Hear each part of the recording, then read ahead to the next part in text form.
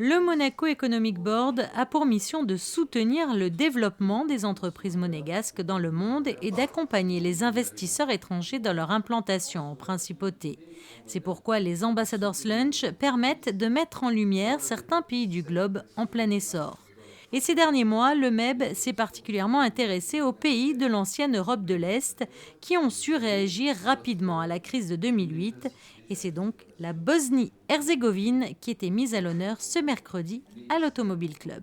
Alors en Bosnie, vous avez beaucoup de choses. Vous avez par exemple un côté agricole qui est très développé, mais qui peut travailler avec nous au niveau trading.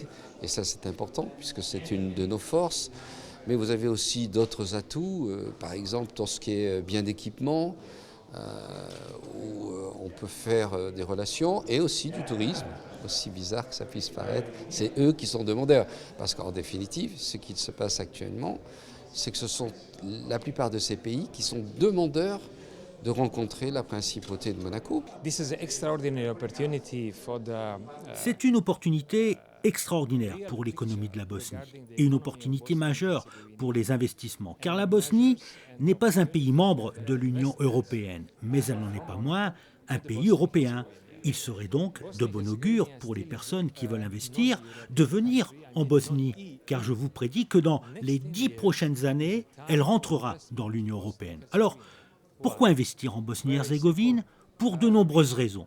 Tout d'abord, de nombreux marchés sont en pleine expansion. Et puis aussi, le fait que la Bosnie soit un petit pays, ce qui est plutôt un avantage sur le plan économique, plutôt qu'un frein. Et puis, il y a un fort potentiel de compétitivité internationale.